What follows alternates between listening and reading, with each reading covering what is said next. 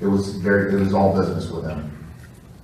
The only thing I'd add to that is, in spring training of '07, he was actually being stretched out as a starter. And he would go through 4 innings and throw about 80 pitches, foul balls, a lot of strikeouts, high pitch counts, and it wore on him mentally, because I think deep down he felt like he was wired to be a closer. Theo wanted him to be in that rotation, because the year before I think he had subluxed his shoulder.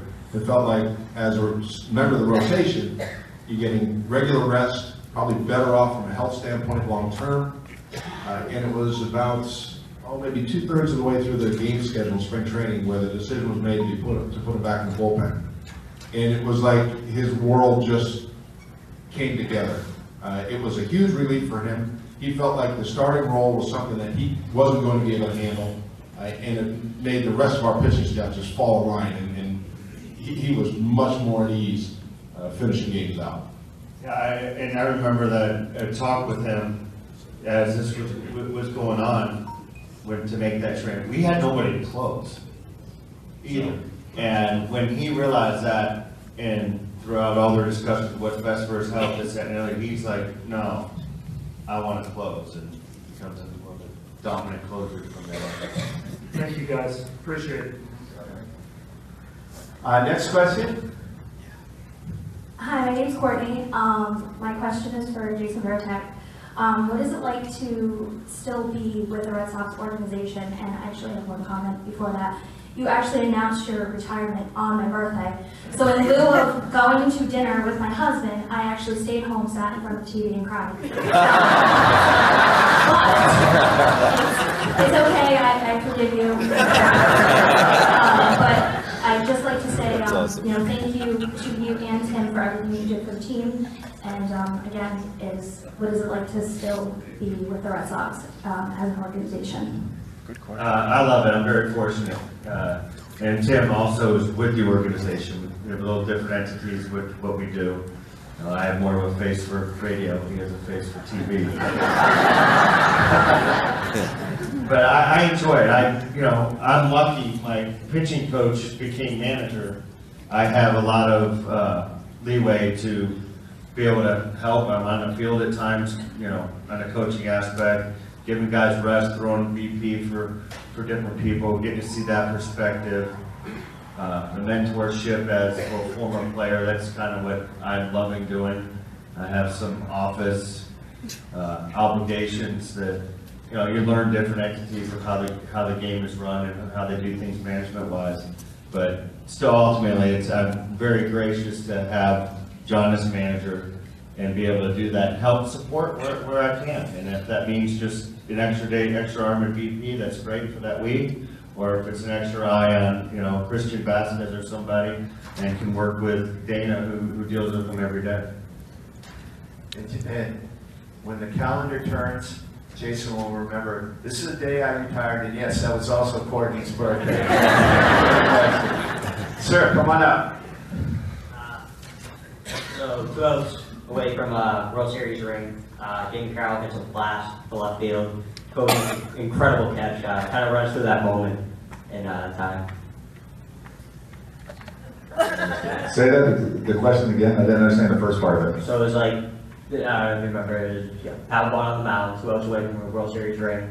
James Carroll comes in to pitch hit, it's a blast to left field.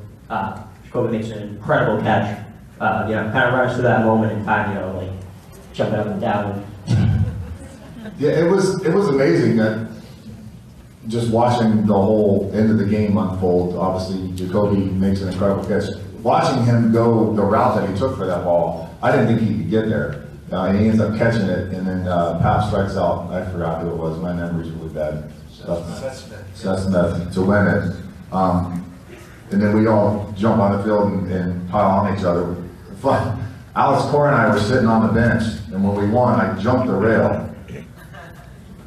And as I'm starting, I had tennis shoes on at the time because I wasn't expected to play at all. And I slipped and did a complete spread eagle face down on the grass. So I was late getting to the foul, but Alex Cora ran by me laughing, pointing before I jumped in the foul. But it was a pretty amazing experience to that excitement when you know the game's about to end. Tech can probably say the same thing, he's in the game, but from a spectator's point of view, sitting on the bench, you're like, oh my gosh, this is really about to happen, and you just want it to get over as quick as possible, and when it happens, I can't explain the feeling that comes over you. I'd say it was a little different because we're very fortunate to where it was a very weird playoff schedule that year. Like, we opened up in Anaheim and play a game, 2 days off, play another game, 2 days off, play game 3.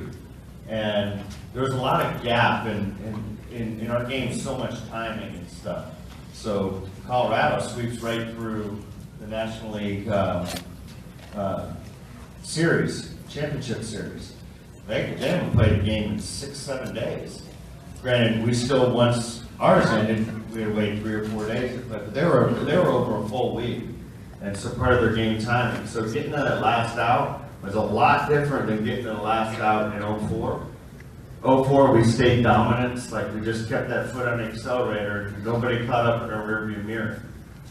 Colorado they're getting their game time, and that offense was starting to get going, and they're tailgating us right now, and we had just enough. We had asked so much out of Pap and Okie and Tim, right, to get us through these games that, you know, our guys were spent.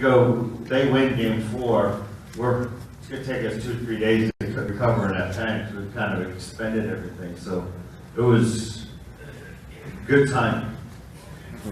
You know, Ellsbury, beyond that catch, had a wonderful World Series. He had over 400. But as veterans, guys, I wonder, Jason, you made a reference to what a terrific defensive player Coco Chris was. As veterans, how difficult is it Coco ends up getting benched for Jacoby in, I believe, Game 6 of the ALCS and the rest of the playoffs. How difficult is that as a veteran major leaguer? Keep talking. It's hard, you know, because we spend more time with each other than we do our own families. So when you see something like that happen, you know, it's hard to be there for somebody. It's hard to take yourself out of the equation and put team first. It's the hardest thing for an athlete to do. And when that happened to Coco, because he referenced Coco before, he's such a great outfielder, he wasn't hitting that well. So when you get to a World Series, it's, you know, these guys' decisions that they have to make aren't easy decisions, because you have to deal with the players personally and the feelings. So Jacoby was hot at that time and had just as much speed as Coco did, just had just as much range as he had. So from us, from this player standpoint, you got to put it behind you. And Coco was really good about it. That, you know, we were there as a group, as a unit, to try to win the World Series, and it ended up working out for us.